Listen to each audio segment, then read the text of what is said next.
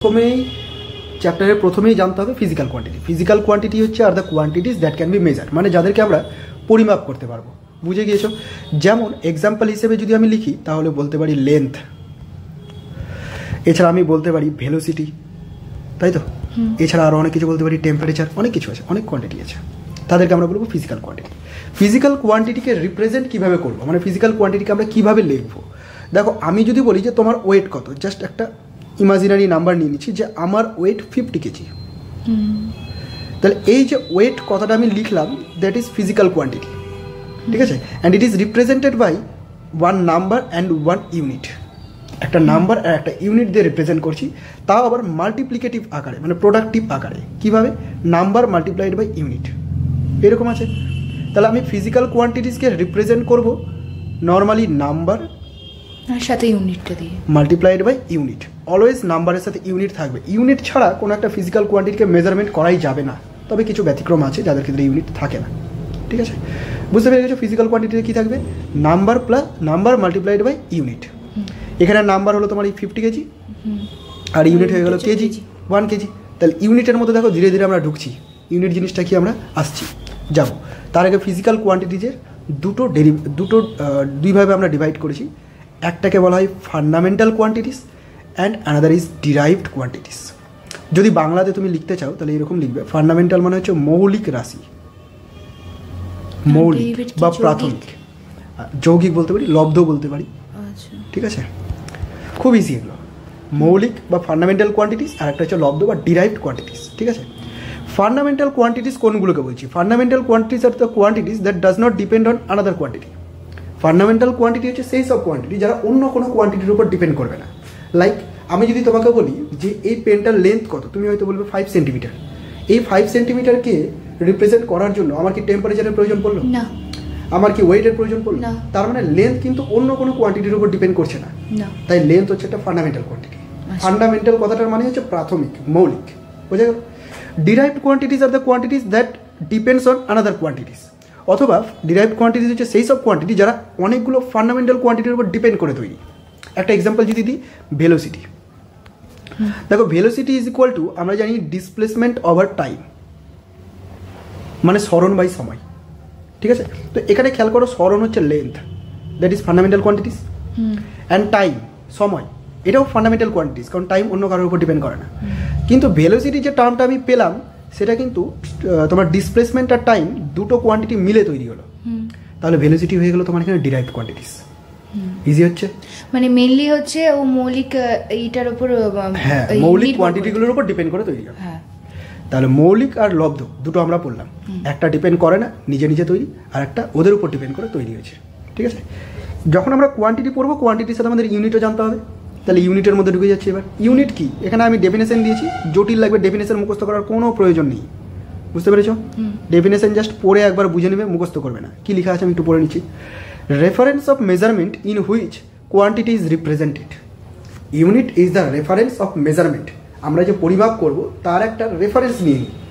যেমন ধরে নাও এই খাটের লেন্থটা আমাকে পরিমাপ করতে হবে, তো আমি কী করবো? স্কেল 1 মিটারের স্কেল নিয়ে এসে পরিমাপ করবো। 1 মিটার, 1 মিটার, 1 মিটার, 2.5 মিটার, এরকম বলবো। তাহলে এই যে 1 মিটারটাকে আমরা নিয়ে নিলাম, এই 1 মিটারটাকে কিন্তু আমরা রিপ্রেজেন্ট করছি, ঠিক আছে? তো এটাকে রেফারেন্স হিসেবে ধরে নিচ্ছি, তার বেসিসে আমরা বাকিগুলোকে মেজার করছি। বা এমনও বলতে পারি আমি 1 হাত করে মেজার করছি, যে 1 হাত, 2 হাত, 3 হাত, 4 হাতের খাট এটা বললাম। তাহলে এই যে 1 হাত মেজারমেন্টটা নিলাম, দ্যাট ইজ রেফারেন্স। এই রেফারেন্সটাকে আমরা বলবো ইউনিট। তাহলে বুঝতে পারছি ইউনিট আমার উপর ডিপেন্ড করবে আমি কীভাবে নেব। তাহলে ইউনিটের বিভিন্ন মান হতে পারে। আগে লেন্থকে পরিমাপ করা হতো মাইল এককে, কিলোমিটার, মিটার, সেন্টিমিটার, তারপরে তোমার ফুট, 1 হাত, 1 পা, অনেক কিছু পরিমাপ করা হতো। তো আমাদের তো সাইন্টিফিক ক্যালকুলেশনের জন্য দরকার কিছু একটা যেটা ফিক্স থাকবে, যেটা সবাই একসাথে গ্রহণযোগ্য হবে। তো তাই জন্য আমরা ইন্টারন্যাশনালি কিছু সিস্টেম নিয়ে নিয়েছি। ইন্টারন্যাশনাল সিস্টেম হওয়ার আগেও কিছু সিস্টেম ছিল, সেগুলো হচ্ছে, একটা ছিল তোমার MKS সিস্টেম, একটা ছিল CGS সিস্টেম, একটা ছিল FPS সিস্টেম, আর লাস্টে আমরা ইন্টারন্যাশনাল সিস্টেম নিয়েছি। বলি এগুলো কি। MKS সিস্টেম, এগুলো হচ্ছে ইউনিটের নামের প্রথম লেটারগুলোকে নেওয়া হয়েছে। M for metre, K for kilogram, বুঝতে পারছো? And S for second, S যেখানেই পাবে সেখানেই সেকেন্ড, ঠিক আছে? তাহলে কিছু সিস্টেম ছিল যে সিস্টেমে আমরা লেন্থকে মিটার এককে মেজার করতাম, মাসটাকে কিলোগ্রাম এককে, মাস মানে ভর, আর সময়টাকে সেকেন্ড এককে। বোঝা গেছে? এই ধরনের সিস্টেমকে আমরা এমকেএস সিস্টেম বলি। কিছু সিস্টেম ছিল সিজিএস সিস্টেম, যেখানে আমরা লেন্থকে পরিমাপ করতাম সেন্টিমিটার এককে, এখনও করি। মাসটাকে মেজার করতাম গ্রাম এককে, এখনো করি। আর টাইমটাকে মেজার করি সেকেন্ড এককে। তাহলে দেখো এক একটা সিস্টেমের ক্ষেত্রে এক এক রকম ইউনিট। এফপিএস সিস্টেম যদি বলি, F means foot, foot measure করি তো, আমাদের হাইটটাকে সাধারণত ফুটে বলে থাকি, কত ফুটে। পি পাউন্ডাল, পাউন্ডাল কথাটা কোথায় ইউজ করি জানো? এক জায়গাতে ইউজেস আছে, কেক, হাফ পাউন্ড, এক পাউন্ডের কেক বলি আমাদের, ওই জায়গাটাতেই শুধুমাত্র ইউজেসটা থেকে গেছে, যেহেতু ব্রিটেন থেকে এসেছে, আর এগুলো ব্রিটেনের একক, ঠিক আছে? আর এস ফর ওই আগের মতো সেকেন্ড, যেখানেই পাবো সেকেন্ড। তাহলে এরকম বিভিন্ন একক আছে, আমি তো জাস্ট 3টে বললাম, বিভিন্ন সিস্টেম আছে। তা আমাদের অসুবিধা হবে, সেই জন্য আমরা ইন্টারন্যাশনালি অ্যাকসেপ্টেড কিছু সিস্টেম নিয়ে নেবো, যেটাকে আমরা বলবো ইন্টারন্যাশনাল সিস্টেম, ঠিক আছে? ইন্টারন্যাশনাল সিস্টেমের মধ্যে আমরা 7 টাইপস ফান্ডামেন্টাল কোয়ান্টিটি পড়বো। ইন্টারন্যাশনাল সিস্টেমে আমরা 7 রকমের ফান্ডামেন্টাল কোয়ান্টিটি পড়বো, 7 টাইপস। কি কি আমি একটা একটা করে লিখবো। স্যার এই ফান্ডামেন্টাল কোয়ান্টিটিসগুলো আমার কোথায় কাজে লাগবে? ফান্ডামেন্টাল তোমার ধরো জাস্ট নর্মালি কোশ্চেন আসতে পারে যে নিচের কোনটি ফান্ডামেন্টাল কোয়ান্টিটিস, এরকম ধরনের কোশ্চেন আসতে পারে। এবার যে খুব কম কোশ্চেনই আসবে, যেহেতু আমি একদম বেসিক থেকে শুরু করছি, তাই কোয়ান্টিটিগুলো কি সেটা বলে দিচ্ছি, যাতে তোমার পরে অসুবিধা না হয়। আমি এই ফান্ডামেন্টাল কথাটা ইউজ করে তুমি বুঝতেই পারলে না, বুঝে গেছে? সেই জন্য আমি প্রথমে উল্লেখ করে দিলাম, কোশ্চেন খুব কম। তাহলে আমি কি বললাম, ইন্টারন্যাশনাল সিস্টেমে 7টা ফান্ডামেন্টাল কোয়ান্টিটি পড়বো, ঠিক আছে? 7 টাইপস। প্রথমেই মাস, ভর। এটা এর আগেও জানতাম যে মাস হচ্ছে ফান্ডামেন্টাল কোয়ান্টিটি, কারোর উপর ডিপেন্ড করে না, এবং এর ইন্টারন্যাশনালি অ্যাকসেপ্টেড এককটা হচ্ছে কিলোগ্রাম, কেজি। বোঝা গেল? এখানে আমরা কোয়ান্টিটি লিখছি আর এখানে ইউনিট লিখছি। সেকেন্ড যেটা লিখবো সেটা হচ্ছে লেন্থ।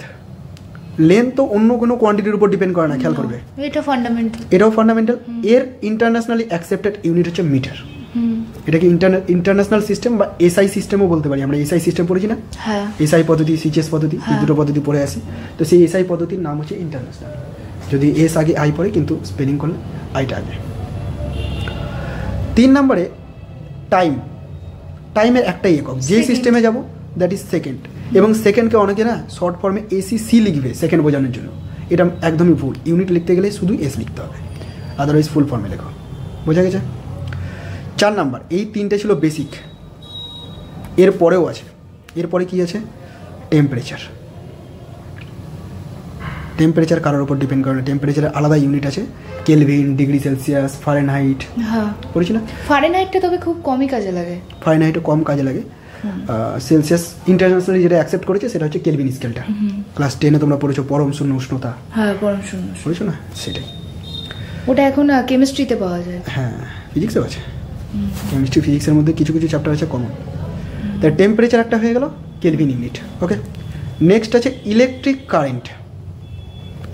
ইলেকট্রিক কারেন্ট মানে তড়িৎ প্রবাহ মাত্রা, যার ইউনিট হলো অ্যাম্পিয়ার। ঠিক আছে? ক্লাস 12-এ ছিল তড়িৎ প্রবাহ মাত্রা, যার ইউনিট অ্যাম্পিয়ার। ক্লিয়ার হলো? দেখো 5টা লিখেছি। 6 number, amount of substance. Amount of substance মানে বাংলাতে বলতে গেলে এটা পদার্থের পরিমাণ। প্রথম ইংলিশগুলো একটু জটিল লাগবে, কী সব ওয়ার্ড, ধীরে ধীরে অভ্যস্ত হয়ে যাবে। অ্যামাউন্ট অফ সাবস্টেন্স বাংলা নাম হচ্ছে পদার্থের পরিমাণ, খুব ইজি। এটার ইউনিট হচ্ছে মোল, কেমিস্ট্রিতে ইউজ করি আমরা, তাই না? 1 মোল, 2 মোল, 3 মোল ইউজ করে থাকি, amount of substance. 7 number, last একটা, সেটা হচ্ছে লুমিনাস ইন্টেন্সিটি। শুনে নিয়ে এর আগে নাম এগুলো, লুমিনাস ইন্টেন্সিটি, যার বাংলা নাম হচ্ছে দীপন প্রাবল্য। এই বইও পেয়ে যাবে, বেঙ্গলিটা শুনেছি, বেঙ্গলিটা শুনেছে, দীপন প্রাবল্য। এর ইউনিটটা হচ্ছে ক্যান্ডেলা, সিডি। ঠিক আছে? ক্যান্ডেলা শর্ট ফর্মে লেখা হয় সিডি। তাহলে এই 7টা হচ্ছে internationally accepted fundamental unit. Clear হলো আমার কথা? ফান্ডামেন্টাল ইউনিট ছাড়াও 2টো ইউনিট আছে যাদেরকে বলা হয় সাপ্লিমেন্টারি ইউনিট। ওদেরকেও ইন্টারন্যাশনালি সিস্টেমের মধ্যে অ্যাকসেপ্টেড করা হয়েছে। সাপ্লিমেন্টারি ইউনিট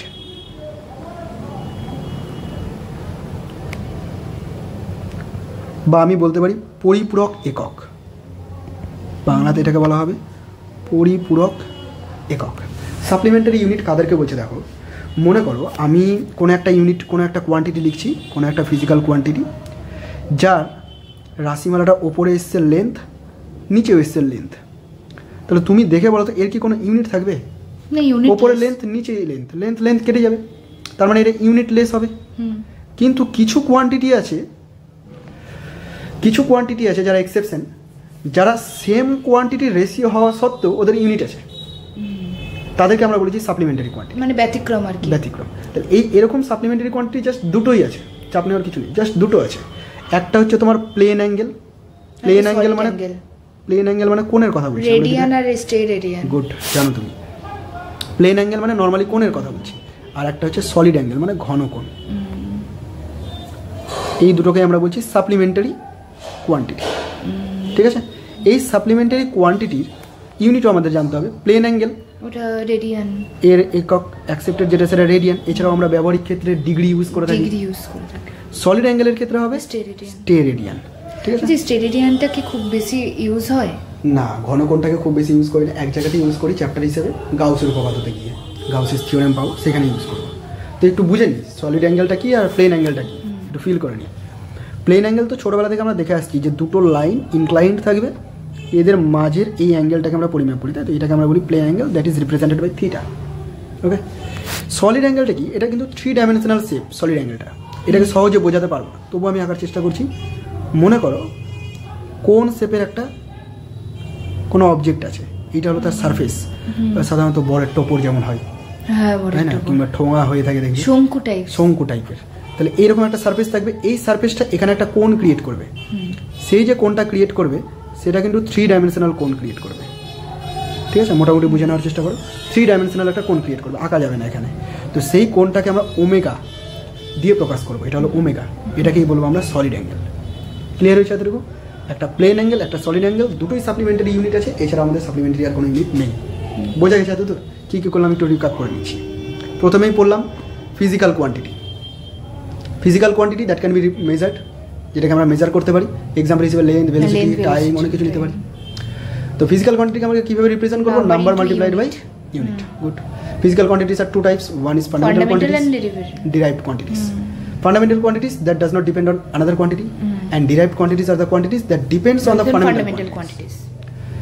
Example হিসেবে এখানে দেখে নিচ্ছি। ফান্ডামেন্টাল কোয়ান্টিটির এক্সাম্পল দিতে গেলে 7টা এক্সাম্পল আছে, যেটা ওই পৃষ্ঠায় আমি লিখেছিলাম। Unit is the reference of measurement. কোনো একটা মেজারমেন্ট করার জন্য আমরা একটা পার্টিকুলার রেফারেন্স নিই, তার উপর ডিপেন্ড করে বাকিটাকে মেজার করি, ঠিক আছে। তো that reference of measurement is known as the unit. Simply ইউনিটের বিভিন্ন সিস্টেম আছে, তার ভিতরে আমি এমকেএস, সিজিএস, এপিএস বললাম। আর ইন্টারন্যাশনালি অ্যাকসেপ্টেড সেটা হচ্ছে এসআই সিস্টেম বা ইন্টারন্যাশনাল সিস্টেম।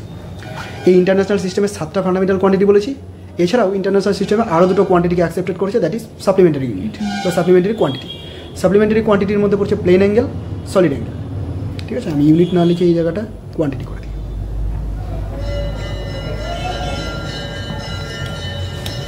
বোঝা গেছে এইটুকু? সাপ্লিমেন্টারি কোয়ান্টিটি দুটো, প্লেন অ্যাঙ্গেল, সলিড অ্যাঙ্গেল, যাদের ইউনিট দেওয়া আছে রেডিয়ান অ্যান্ড স্টেরেডিয়ান। ক্লিয়ার এতটুকু? বেসিক জিনিস ক্লিয়ার হলো। এবার চলে আসবো ডাইমেনশন। ইউনিট ডাইমেনশন চ্যাপ্টারের ইউনিটটা কভার হয়ে গেল। নেক্সট আমরা ঢুকবো ডাইমেনশনে। ডাইমেনশনের ডেফিনেশনটা জাস্ট একবার পড়ে ছেড়ে দেবো, মুখস্থ করবো না। ডাইমেনশনের ডেফিনেশন দেখো, অল ডিরাইভড কোয়ান্টিটিস, বুঝতে পারছো তো? ডিরাইভড কোয়ান্টিটিস কোনগুলো? যেটা ডিপেন্ড করে আছে, can be expressed in terms of fundamental quantities. Fundamental quantity আগে আমরা এগুলোকে এক্সপ্লেন করতে পারি। And written as the product of different powers of fundamental quantities. মানে বোঝা গেল না, আমি বলি একটা এক্সাম্পল দিই। ছোটোবেলা থেকে এটা মুখস্থ করানো হয় যে বলের মাত্রা কত বা ফোর্সের ডাইমেনশন কী হয়, আমরা মুখস্থ করি mL/T⁻², করি না? করি। তার মানে এখানে ফোর্স মাস, লেন্থ এবং টাইমের উপর ডিপেন্ডেন্ট, এবং পাওয়ারে কীভাবে ডিপেন্ডেন্ট সেটাও আমরা দেখিয়ে দিয়েছি। এর পাওয়ারে 1, এর পাওয়ারে 1 অ্যান্ড এর পাওয়ারে -2, ঠিক আছে। এইভাবে ডিপেন্ডেন্ট। তো এই যে রাশিমালাটা, দ্যাট ইজ কল্ড ডাইমেনশন। কোনো একটা ডিরাইভড কোয়ান্টিটি ফান্ডামেন্টাল কোয়ান্টিটিগুলোর কোন পাওয়ারের সঙ্গে রিলেটেড, সেটাকে আমরা বলবো ডাইমেনশন বা মাত্রা। বাংলাতে কি বলি এটাকে? মাত্রা। বোঝা গেল? এই ডাইমেনশনটাই মুখস্থ করবো না, চ্যাপ্টার আসবে, প্রত্যেকটা চ্যাপ্টারে আমরা রাশিমালা শিখে নেব। তবে আমি যে ইন্টারন্যাশনালি অ্যাকসেপ্টেড 7টা কোয়ান্টিটি লিখেছিলাম, সেই 7টা কোয়ান্টিটি ডাইমেনশন আমি এখানে লিখে দিচ্ছি, ঠিক আছে। ফার্স্ট লিখেছিলাম কোয়ান্টিটি, মনে করে দেখো মাস, আমার সাথে সাথে মুখস্থ হয়ে যাবে। মাসের যদি আমি ইউনিট বলি, এখানে ইউনিটটাও নিয়ে নিই, সুবিধা হয়ে যাবে। ইউনিট, তারপরে এখানে ডাইমেনশন, ঠিক আছে। Unit and quantities. তাহলে স্যার আপনি এটা আমাকে পিডিএফ করে দিয়ে দেবেন, আমি সেটাকে খাতায় নোট করে নেবো, তাই ঠিক আছে। আর আমি দেখবো যদি সাউন্ড কোয়ালিটি ঠিকঠাক হয় তাহলে ইউটিউবে দিয়ে দেওয়ার চেষ্টা করবো, ওখান থেকে তুমি রিভাইজ করে নিতে পারবে। হ্যাঁ ঠিক আছে। তাহলে মাস দেওয়া আছে, মাস হচ্ছে তোমাদের একটা ফান্ডামেন্টাল কোয়ান্টিটি যার ইউনিট এসআই সিস্টেমে কেজি বলেছিলাম, তাই তো? এসআই সিস্টেমে মাসের ইউনিট কেজি। আর এর যদি ডাইমেনশন বলতে চাই তাহলে সেটা হবে capital M. Mass capital M, এমটা মানে প্রথম লেটারটা নিয়েছি, এটা হলো dimension. Second length, metre unit, লেন্থের ইউনিট মিটার। অ্যান্ড এর ডাইমেনশন হচ্ছে ফার্স্ট লেটার ক্যাপিটাল এল, সব ক্ষেত্রে ফার্স্ট লেটার হবে না, আসবো। 3 নাম্বার হচ্ছে টাইম, টাইমের unit second and capital T, dimension হচ্ছে ক্যাপিটাল টি। ওকে। 4 কি ছিল? টেম্পারেচার, টেম্পারেচারের ইউনিট আমরা কেলভিন নিয়েছিলাম, এবং টেম্পারেচারকে কেলভিন কে দিয়েও প্রকাশ করা হয় ডাইমেনশনটা, কোনো কোনো জায়গায় থিটা দিয়েও প্রকাশ করা হয়, দুটোই আমাদের জেনে রাখতে হবে। ঠিক আছে, কোনো কোনো জায়গায় কেও লেখা হয়, কোনো কোনো জায়গায় থিটাও লেখা হয়, সেটা ডিপেন্ড করবে অপশানে কী থাকবে দেখবো। 5 ইলেকট্রিক কারেন্ট, মানে তড়িৎ প্রবাহ মাত্রা। এর যদি ইউনিট দেখি দ্যাট ইজ অ্যাম্পিয়ার, এবং এর ডাইমেনশনটাকে ইউনিট হিসেবেও লেখা হয় অ্যাম্পিয়ার, আবার আই হিসেবেও লেখা হয়। ঠিক আছে, ইলেকট্রিক কারেন্টকে যখন কোয়ান্টিটি হিসেবে ইউজ করি আমরা আই দিয়ে প্রকাশ করি, তো সেই হিসেবে আই হিসেবেও লেখা হয়, এটাকে মনে থাকবে। নাম্বার 6 কি ছিল? অ্যামাউন্ট অফ সাবস্টেন্স, মুখস্থ হয়ে যাচ্ছে দেখো ধীরে ধীরে, ইংরেজি নাম কঠিন লাগবে না। অ্যামাউন্ট অফ সাবস্টেন্সের ইউনিট কী ছিল? মোল। ঠিক আছে, অ্যামাউন্ট অফ সাবস্টেন্সের ডাইমেনশনটাকেও মোল হিসেবেই ইউজ করা হয়। ক্লিয়ার? 1 মোল হচ্ছে সমস্যা হচ্ছে ওই অ্যাভোগাড্রো নাম্বার না, 1 মোলের মধ্যে অ্যাভোগাড্রো সংখ্যক অ্যাটম থাকে। আচ্ছা, লাস্ট কি বলেছি? লুমিনাস ইন্টেন্সিটি, দীপন প্রাবল্য। যেরকম আমার মুখস্থ হয়ে গেছে তোমাকেও এরকম মুখস্থ করে নিতে হবে। লুমিনাস ইন্টেন্সিটি ইউনিট কি ছিল? ক্যান্ডেলা, আর এর ডাইমেনশনটাকেও ক্যান্ডেলা দিয়ে প্রকাশ করা হয়। ক্লিয়ার হয়েছে এতটুকু? তাহলে 7টাই ফান্ডামেন্টাল কোয়ান্টিটিসের ডাইমেনশন ইউনিট কিন্তু আমাদের মুখস্থ হয়ে গেল একদম। নেক্সট আমরা চলে যাব, এই যে ডাইমেনশন যে ছিল মানে এফ এর যে mL/2, এগুলো তো এত মুখস্থ করলে তো মনেই থাকবে না। না, একদমই না, সব মুখস্থ করবো না আমি, আমার নিজের মুখস্থ নেই, তুমি কেন মুখস্থ করবে? আমি মুখস্থ না করে যখন সব কিছু করে নিতে পারছি, তুমিও মুখস্থ না করে সব কিছু করতে পারবে। ঠিক আছে, তবে বেসিক কিছু মনে রাখতে হবে, যেমন এই 7টা ছোটো ছোটো মুখস্থ রাখতে হবে, এদের উপর ডিপেন্ড করে সব তৈরি। আর ফোর্সেরটা মুখস্থ রাখো, ফোর্স হচ্ছে mL/2। যদি ফোর্সেরটা মুখস্থ না থাকে তাও হবে, কিন্তু তোমার একটু সময় লেগে যাবে বের করতে। আর ফোর্সের মুখস্থ থাকলে কি হয়, ম্যাক্সিমাম কোয়ান্টিটি আছে যারা ফোর্সের সাথে রিলেটেড, সহজেই বের করে নিতে পারবো তখন। ওই জন্য আমি ফোর্সেরটা মুখস্থ করতেই বলি, mL/2 মুখস্থ করে নেবে। ডাইমেনশনাল ফর্মুলা দেখো, এটা করলাম ডাইমেনশন, আর ডাইমেনশনাল ফর্মুলা হচ্ছে যেভাবে আমি এই যে এটা লিখেছি না, এটা হলো ডাইমেনশনাল ফর্মুলা। ঠিক আছে, যদি আমি ডাইমেনশন জানতে চাই এফ এর, তাহলে এম এর পাওয়ারে 1 মানে এম এর 1 ঘাতের সাথে সম্পর্কযুক্ত, এল এর 1 ঘাতের সাথে, আর টি এর -2 ঘাতের সাথে। কিন্তু যখন আমি বলবো ডাইমেনশনাল ফর্মুলা লেখো, তখন তুমি এইভাবে লিখবে যে mL/2 এফ এর ডাইমেনশন, এটা লেখার পদ্ধতি। বুঝতে পারছো? মানে ওই যে থার্ড ব্র্যাকেটটা ওটা দিতেই হবে, ওটা দিয়ে আমি ডাইমেনশন বোঝাতে চাই, কথায় না লিখে থার্ড ব্র্যাকেট দিয়ে দিলাম, মানে বুঝে নেবে ডাইমেনশন বের করছি। আচ্ছা, না হলে আমি এরকম লিখতে পারতাম, ডাইমেনশন অফ এফ। কোনটা ইজি হবে? থার্ড ব্র্যাকেট ইউজ করা ইজি হবে, তো এটা অ্যাকসেপ্টেড হয়ে গেছে, তাই আমরা এইভাবেই করবো। ক্লিয়ার হলো এতটুকু? আচ্ছা, ডেফিনেশনটা একটু দেখে নাও। Dimensional formula represents how and which of the base quantities are included in a quantity. এগুলো বেস কোয়ান্টিটি, ফান্ডামেন্টাল কোয়ান্টিটি, তারা কীভাবে এর সঙ্গে রিলেটেড, বোঝা যাচ্ছে তো? অসুবিধা নেই। ডাইমেনশনাল ফর্মুলার সাথে রিলেটেড কিছু আমি লিখে দিচ্ছি, যেমন ধরুন এরিয়ার যদি ডাইমেনশন জানতে চাই, খুব ইজিলি বের করতে পারবো, মুখস্থ রাখতেই হবে না একদম। এরিয়ার তুমি ফর্মুলা ইমাজিন করো, যে কোনো একটা এরিয়া ফর্মুলা ইমাজিন করো। স্কোয়ারের এরিয়া বলো, বর্গক্ষেত্রের ক্ষেত্রফল কী হয়? বাহু ইন্টু বাহু বা বাহুর স্কোয়ার, বলি না? দুটোই দেখো লেন্থ, তারপরে লেন্থ স্কোয়ার করলেই হবে। তাহলে এরিয়া এর ডাইমেনশন হচ্ছে L², লেন্থ স্কোয়ার। আলাদা করে মুখস্থ রাখতে হচ্ছে, বেসিক জিনিস। এটাকে না আরেক রকমভাবে লেখা যায়, m0 L2 T0। তার কারণ এই 3টে কোয়ান্টিটি দিয়ে আমরা ডাইমেনশনকে সাধারণত প্রকাশ করে থাকি, তো এম আর টি এর উপর ডিপেন্ড করছে না, সেটা দেখিয়ে দিলাম। বোঝা গেছে এটুকু?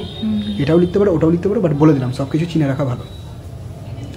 এরিয়া ছাড়া আমি নিতে পারি ভলিউম, ভলিউমের অনেকগুলো ফর্মুলা আছে, অনেকগুলো শেপের ক্ষেত্রে অনেকগুলো ফর্মুলা আছে।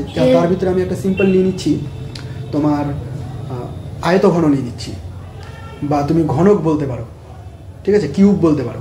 কিউবের ক্ষেত্রে কি হয়, বাহু ইন্টু বাহু ইন্টু বাহু, তিনটে বাহু সেম থাকে, তাহলে এল কিউব হবে, এল কিউব হয়ে যাবে ইজিলি।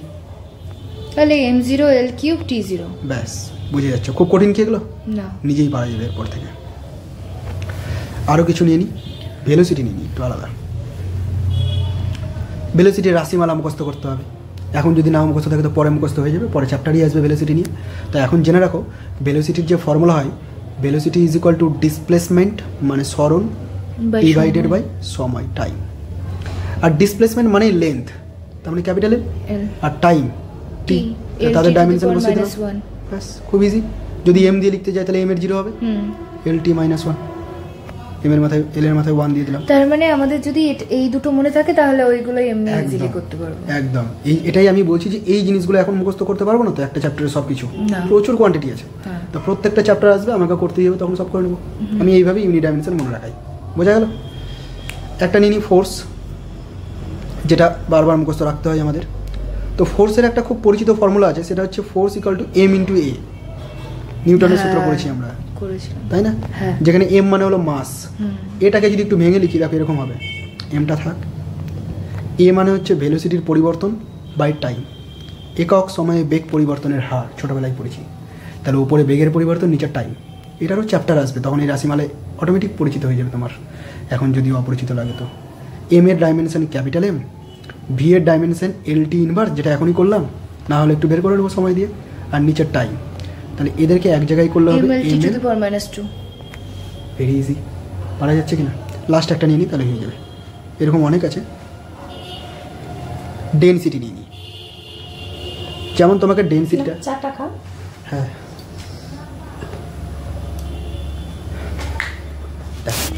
ডেনসিটিটা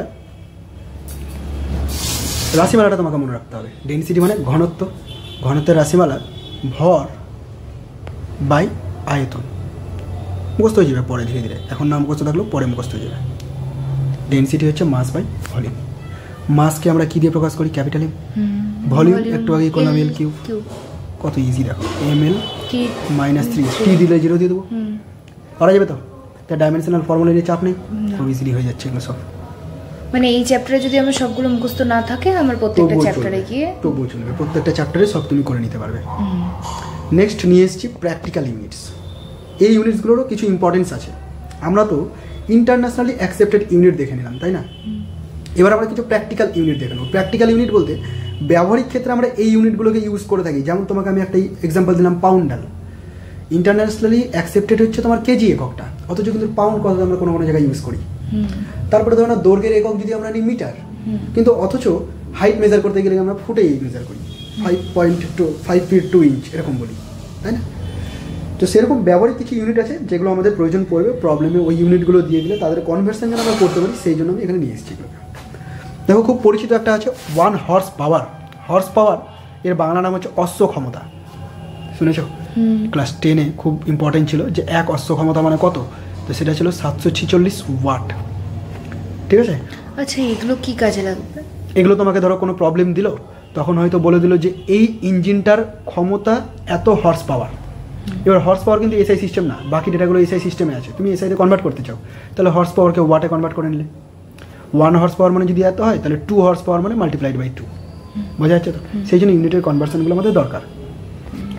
1 ফ্যারাডে, ফ্যারাডে একজন সায়েন্টিস্টের নাম। এটা মানে হচ্ছে 96,500 কুলম, আধানের একক, এটা চার্জের একক, ঠিক আছে? তো এত কুলমকে 1 ফ্যারাডে বলা। 1 মাইল, মাইল কথাটা তো শুনেছো, আগে ডিস্টেন্সকে মাইল এককে মেজার করা হতো, তো সেই 1 মাইলকে ধরা হয় 1.6 কিলোমিটার, 1.5 কিলোমিটারের থেকেও বেশি, একটু বেশি। 1 অ্যাংস্ট্রম, এটা সাধারণত তোমরা ওয়েভ লেন্থে পেয়ে যাবে। হ্যাঁ, ওয়েভ লেন্থ, তরঙ্গদৈর্ঘ্য পরিমাপ করি, তো সেই 1 অ্যাংস্ট্রম মানে হচ্ছে 10 পাওয়ারে -10 মিটার, অথবা তুমি এটাকে লিখতে পারো 10 পাওয়ারে -8 সেন্টিমিটার। দুটোই মুখস্থ রাখবে, ঠিক আছে? কাজে লাগবে। এই জায়গাটা না গুলিয়ে যায় যে 10 পাওয়ারে -10 সেন্টিমিটার হবে নাকি মিটার হবে। তো আমি এইভাবে মনে রাখাই যে 1 অ্যাংস্ট্রম থেকে আমি সবসময় এসআইতে যাব, ঠিক আছে? আর এসআইতে যেতে গেলে এই যে এর মাথায় 0টা আছে না, এটাকে আমি একটু মিটিয়ে লিখি, সুবিধা হবে দেখতে। এ লিখে মাথায় এরকম 0 দিই, এটাকে বলি আমরা অ্যাংস্ট্রম। তো এই 0টা পাশে বসে যাবে, 10 হয়ে যাবে। এইভাবে মনে রাখবে, এখান থেকে কোথায় যাবো, এসআই ইউনিটে যাবো, আর ওপরের 0টা 10 হয়ে যাবে, ইজিলি মনে থেকে যাবে। তাহলে এইটা 10 নিয়ে সমস্যা হবে। 1 মাইক্রোমিটার, এটাও খুব এসে থাকে। 1 মাইক্রোমিটার মিনস 10 পাওয়ারে -6 মিটার। মাইক্রো পাওয়ারে -6 যখনই আসবে।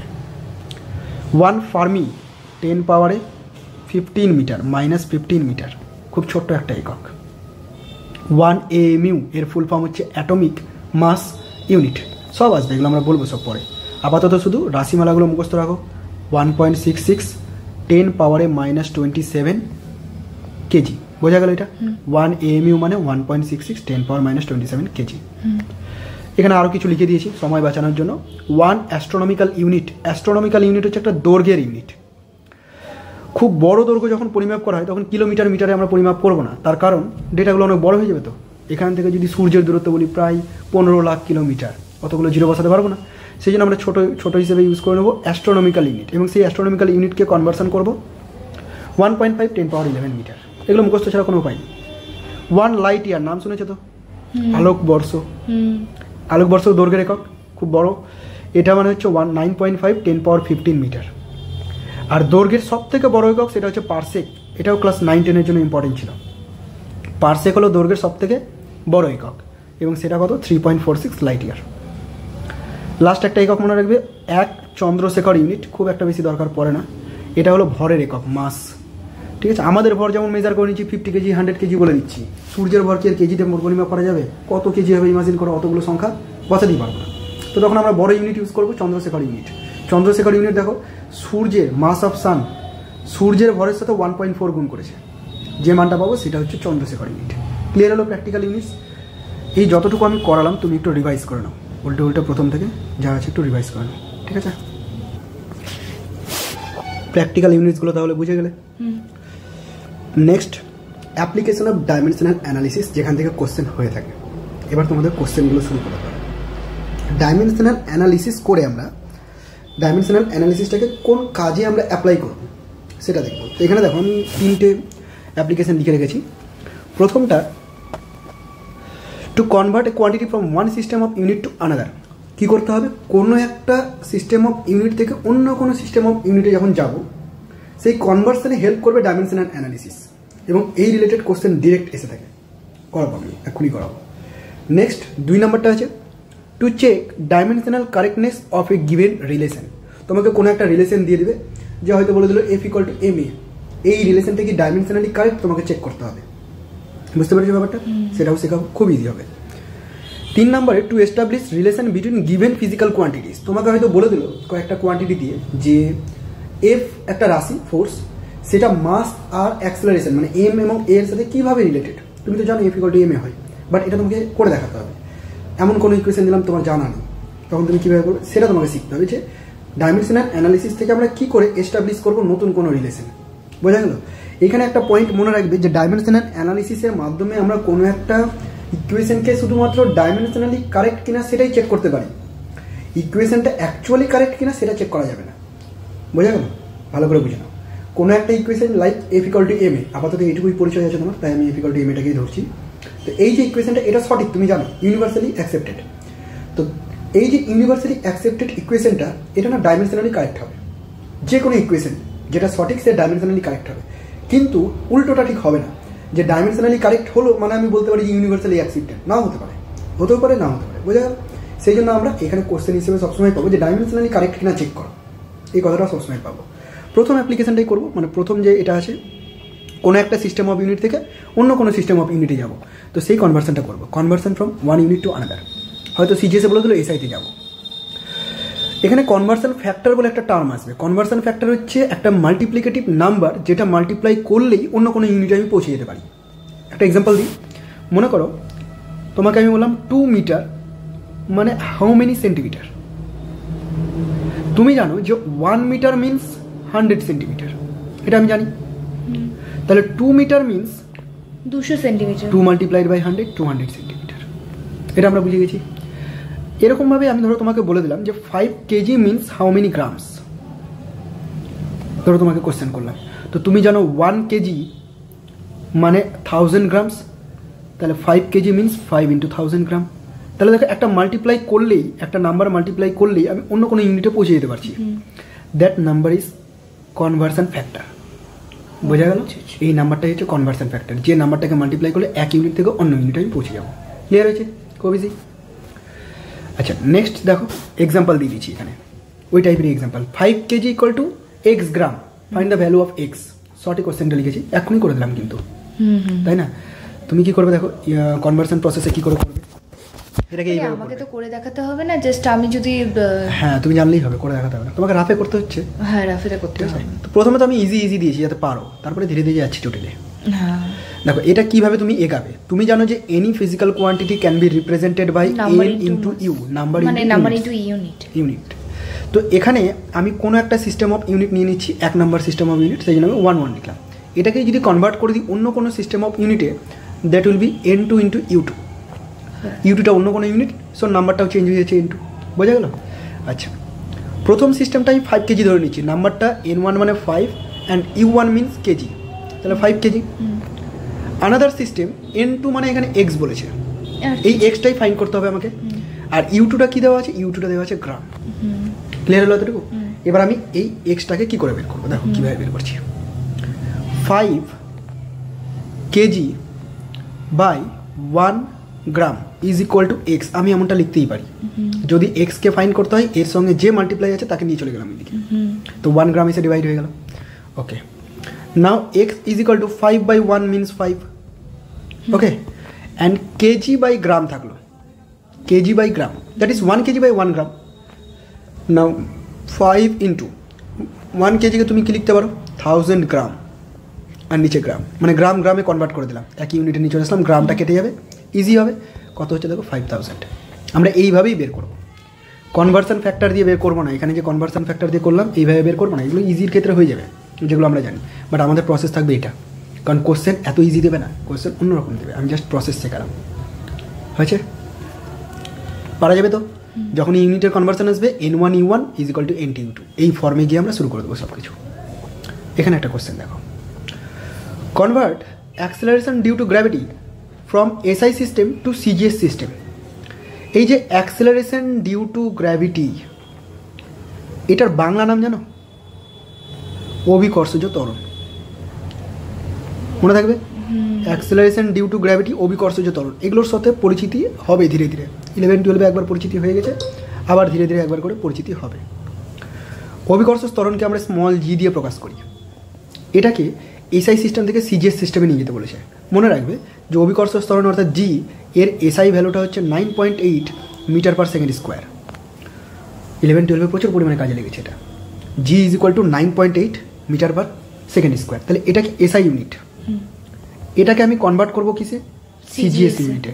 তাহলে আমি জানি যে any physical quantity can be represented by n1 u1 in another system n2 u2. So you can say n1 is 9.8, that is SI unit, and u1 is meter per second square, SI unit. n2 the number in another system, and u2 CGS unit. Metre per second square যদি SI unit হয়, then CGS unit হবে centimetre per second square, easily. Okay, now you have to find the value of n2. It means 9.8 into metre per second square divided by centimetre per second square. Okay, second স্কোয়ারটা কি কেটে যাচ্ছে? Very good, কেটে যাচ্ছে। 9.8 থাকছে metre divided by centimetre. Now মিটারটাকে change করে দাও, কনভার্সন ফ্যাক্টর তুমি জানো যে মিটার একে সেন্টিমিটারে কনভার্ট করলে হবে 100 সেন্টিমিটার, নিচে সেন্টিমিটার কেটে গেল 100 মাল্টিপ্লাই 980 হয়ে গেল। Very good, 980। তাহলে n2 এর ভ্যালু 980, অর্থাৎ সিজিএস সিস্টেমে এটা হবে 980 সেন্টিমিটার পার সেকেন্ড স্কয়ার। পারা যাচ্ছে না? এই টাইপের প্রবলেম থাকবে কোশ্চেনে, বোঝা গেল? তাহলে এইভাবে আমরা এগুলোকে ক্যালকুলেশন করব, খুব ইজিলি বেড়ে যাচ্ছে। আচ্ছা, আমি এখানে এত ভেঙে ভেঙে করে দেখাচ্ছি বোঝানোর জন্য, কিন্তু নিটে এত ক্যালকুলেশন তোমার করার প্রয়োজনই নেই, তুমি যতটা স্কিপ করতে পারবে করবে। যেমন এইখানে এই লাইনটার পর আমি এটা লিখলাম, লিখবেই না তুমি, সেকেন্ড স্কোয়ার এমনি কেটে গেছে, এক লাইন মাথায় হয়ে গেল। ক্লিয়ার? আরও কোশ্চেন এনেছি নিশ্চয়ই? হ্যাঁ, আর একটা এক্সাম্পল দেওয়া আছে, এক্সাম্পল 3। দেখো এটা কী ধরনের question. Convert 10 gram per cm cube into SI unit. এতক্ষণ এসআই থেকে সিজিএসে যাচ্ছিলাম, এবার উল্টো করে দিয়েছি, সিজিএস থেকে এসআই যাবো। ঘাবড়ানোর কোনো দরকারই নেই। ফিজিক্যাল কোয়ান্টিটিকে আমরা কীভাবে লিখি? একই প্রসেস, U1 শোষণ ইনটু U2 এইভাবে লিখি। N1টা হচ্ছে আমাদের 10 আর U1টা হচ্ছে গ্রাম পার সেমি কিউব আর N2টা আমাদের x নিয়ে নাও বা ইনটু নিয়ে নাও, হলেই হলো। এবার বলো U2টা কি হবে? U2টা এসআই তে বলেছে। এটাতে তাহলে kilogram per metre cube. Very good, kilogram per metre cube. Okay, now বাকিটা ক্যালকুলেশন। 10 ওপরে গ্রাম পার সেমি কিউব থাকছে, নিচে K G per metre cube, that is N2। তাহলে গ্রাম পার সেমি কিউবটাকে কেজি পার মিটার কিউবে নিয়ে আসার জন্য 1000 দিয়ে করতে হবে। একটু চেঞ্জ করে দাও, গ্রাম বাই কেজি থাকে এটা আলাদা করে। মিটারটা উপরে উঠবে, সেন্টিমিটার নিচে নামবে, তাই না? তাহলে মিটার কিউব উপরে, সেন্টিমিটার কিউব নিচে, নর্মাল ক্যালকুলেশন। অসুবিধা হলে বলবে, ছোটোখাটো জিনিস যদি অসুবিধা হয় তো। আচ্ছা, কেজি গ্রামে থাক, কেজিকে চেঞ্জ করে দিচ্ছি। আমাদের তো এসআইতে আসতে বলছে, এসআইতে নিয়ে যেতে হবে। তাহলে গ্রামকে সরিয়ে আমি করব 1/1000 কেজি, আর নিচে একটা কেজি ছিল। ওকে, আচ্ছা মিটার কিউব থাকবে এসআইতে, সেন্টিমিটারকে নিয়ে যাব। হ্যাঁ, সেন্টিমিটারকে নিয়ে এবার সেন্টিমিটারকে যদি মিটারে নিয়ে যেতে হয় তাহলে 1/100, তার মানে তার আবার কিউব, মিটার কিউব। কী করে বলো এটাকে আমি বলে দিই, এই জায়গাটা তোমার সমস্যা হবে, একটু বলে দিচ্ছি। এই জায়গাটা এরকম করলাম যে আমি জানি 1 মিটার মিনস 100 সেন্টিমিটার, বাট আমি মিটার থেকে সেন্টিমিটারে যাবো না সেন্টিমিটার থেকে মিটার আসবো? আমি তো সেন্টিমিটার থেকে মিটার যাবো, তাহলে আমি উল্টো পথে আসছি। তার মানে ডিভাইড করতে হয়, মনে আছে? তো আমি এরকম লিখতে পারি যে 1 সেন্টিমিটার মিনস 1/100 মিটার, সেটাই আমি এখানে করেছি। 1 সেন্টিমিটারের জায়গায় 1/100, নেক্সট কিউব করে দিয়েছি, মিটার কেটে যাবে। বাকিটা ক্যালকুলেশন করি আবার। 10 মাল্টিপ্লাইড 1/1000 মাল্টিপ্লাইড এই 100 কিউবটা উপরে উঠে যাবে না? তাহলে উপরে 100 কিউব মানে বুঝতে পারছো 6টা শূন্য, ইজ ইকুয়াল টু হচ্ছে তোমার N2। এখানে N2 ছিল, নিচের 3টা শূন্য ওপরের 3টা শূন্য কেটে যাচ্ছে। It means N2 equal to 3টে আর একটা 10,000, 10 টু দি পাওয়ার 4। খুব ইজিলি পারা যাচ্ছে, কঠিন কিছু না। এইভাবে কিন্তু তোমাকে প্রবলেমগুলো করতে হবে। আমি তো প্রথমে কিউ দেখে ঘাবড়ে গেছিলাম যে কি হলো। খুব ইজি, বাইরে থেকে দেখে মনে হবে কতই না ক্যালকুলেশনটা একটু। অবভিয়াসলি ফিজিক্স পড়তে গেলে কিন্তু ক্যালকুলেশন জানতেই হবে। ক্যালকুলেশনে যে দুর্বল কিনা তার ফিজিক্স জটিল হয়ে যায় শেষের দিকে গিয়ে, কারণ ক্যালকুলেশনের উপর ডিপেন্ড করে তোমার ফিজিক্স। আর বিশেষ করে নিট যেই তো ক্যালকুলেটিভ সব কিছু, বোর্ড লেভেলে তবুও ক্যালকুলেটার হাতে পাবে, কিন্তু এখানে ক্যালকুলেটার হাতে পাবে না, যা করতে হবে সব নিজেই। যদিও ওরা ক্যালকুলেশনগুলো দিবে এমনভাবে যেন হাতে করা যায়, মাইন্ডে ক্যালকুলেশন করা যায়, এরকম ডেটা দিবে, এমন ডেটা দিবে না যে ডিভাইড করে করে দেখতে হচ্ছে। তো তার জন্য তোমাকে প্র্যাকটিস করতে হবে। এক্সাম্পল 4 একটা দেখে নাও। এক্সাম্পল 4 কি বলেছি? Convert unit force from SI system to CGS system. SI থেকে সিজিএস এ যেতে হবে ইউনিট ফোর্সটাকে। আমি একটু হিন্ট দিয়ে দিচ্ছি, বাকিটা তুমি বাড়িতে নিজে করবে। আচ্ছা, একটু আমি ধরিয়ে দিচ্ছি। কি বলেছি? Unit force. ইউনিট ফোর্স আচ্ছা, মানে ইউনিট ফোর্স বলতে একক বলের কথা বলছি। আচ্ছা, তাহলে এসআই সিস্টেমে বলের একক আমাদেরকে জানতে হবে, সেটা হচ্ছে নিউটন। আর সিজিএস পদ্ধতিতে সেটা ডাই। ঠিক আছে, তো তোমাকে 1 নিউটন সমান সমান কত ডাই সেটা তোমাকে বের করতে হবে। 1 newton is equal to how many dyne, তোমাকে এটা বের করতে হবে। ঠিক আছে, এবার নিউটন আর ডাইনের মধ্যে ডিরেক্ট তো কোনো রিলেশন আমার জানা নেই, তবে আমি বলে দিচ্ছি তোমাকে যে এফ ইকুয়াল টু হয় এম এ। ঠিক আছে, এফটা যদি আমি নিউটন বলি ইউনিট হিসাবে, এমটা হবে কেজি, আর অ্যাক্সিলারেশন হবে মিটার পার সেকেন্ড স্কোয়ার, ত্বরণের একক। তাহলে নিউটনের জায়গায় তুমি রিপ্লেস করে এটা লিখতে পারো, আর ডাইনের জায়গায় সিমিলারলি সিজিএসটা লিখে দেবে গ্রাম সেন্টিমিটার পার সেকেন্ড স্কোয়ার দিয়ে এটাকে তুমি রিপ্লেস করবে। যে তোমাকে অ্যাকচুয়ালি বের করতে হবে 1 KG metre per second square is equal to কত gram centimetre per second square. বুঝতে পেরেছো কোশ্চেনটা? এটা থেকে এটা নয়, এটা থেকে এটা। এবার তো পারা যাবে, কারণ এদের কনভার্সন আমার জানা আছে। তাহলে এটা তোমার হোমওয়ার্ক থাকলো। ঠিক আছে, নেক্সট এটা আমরা অ্যাপ্লিকেশন 1 করলাম। ঠিক আছে, অ্যাপ্লিকেশন 2 এবার করবো। অ্যাপ্লিকেশন 1-এ কী করলাম? একটা ইউনিট থেকে আলাদা কোনো সিস্টেম অফ ইউনিটে কীভাবে কনভার্ট করা যায়। এখন আমরা দেখব ডাইমেনশনাল কারেক্টনেস মানে কোনো একটা ইকুয়েশন ডাইমেনশনালি কারেক্ট কিনা সেটা চেক করো, বোঝা গেছে? যদি ডাইমেনশনালি কারেক্ট হয় তাহলে সেইখান থেকে আমরা ডিসাইড করতে পারি যে ইকুয়েশনটা সঠিক হওয়ার সম্ভাবনা আছে, সঠিক হলেও হতে পারে। কি করে বুঝবো যে ওটা কারেক্ট হবে? সেটাই আমি চেক করে দেখাবো এখন যে কি করে বুঝবো ডাইমেনশনাল কারেক্ট কিনা।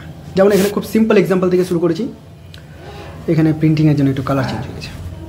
এক্সাম্পল 1 নিয়েছি, চেক, একবার এটা একটু পড়ে শোনান। We can only check the given equation is dimensionally correct or not. এই ডাইমেনশনাল কারেক্টনেস এই প্রসেসের মাধ্যমে আমরা শুধুমাত্র এটাই চেক করতে পারি যে ইকুয়েশনটা ডাইমেনশনালি কারেক্ট কিনা। আচ্ছা, বোঝা গেল? অন্য কোনো কিছু চেক করতে পারি না, পুরোপুরি সঠিক কিনা চেক করতে পারি না। আর এখানে স্টার পয়েন্ট দিয়ে আমি একটা পয়েন্ট লিখে দিয়েছি যে dimensionally correct equation is not necessarily correct. এটা বাধ্য নয় যে ডাইমেনশনালি কারেক্ট হতে গেলে ইকুয়েশনটা সঠিকই হতে হবে, নাও হতে পারে। আচ্ছা, বুঝে গেছো? তাহলে ফার্স্ট কোশ্চেন আমাকে কি চেক করতে হবে? Given relation is dimensionally correct or not. আর সেই পরিচিত ইকুয়েশনটাই দিয়েছে F = ma, এটা ডাইমেনশনালি কারেক্ট কিনা। তুমি কি করবে? প্রথমে লেফট হ্যান্ড সাইডের ডাইমেনশন বের করবে, that is F. Left hand সাইডে এফ আছে, এফ এর ডাইমেনশন সবাই জানে, বাচ্চা বাচ্চা মুখস্থ রেখেছে, that is mlt - 2। Left hand side হয়ে গেল ইজিলি, সহজ কোশ্চেন ইজিলি হয়ে গেল। রাইট হ্যান্ড সাইডের যদি ডাইমেনশন বের করি, দ্যাট ইজ ma, মিনস তোমাকে বের করতে হবে m এর ডাইমেনশন মাল্টিপ্লাইড বাই a এর ডাইমেনশন। এই ডাইমেনশনটা তো আপনি দেখালেন ওখানে। m a এর ডাইমেনশন হচ্ছে ভেলোসিটি বাই টাইম, হ্যাঁ, ভেলোসিটি lt ইনভার্স, lq, নিচে t, ভেলোসিটি হচ্ছে lt ইনভার্স, নিচে t। দেখো lt - 2 সেম হয়ে গেল না?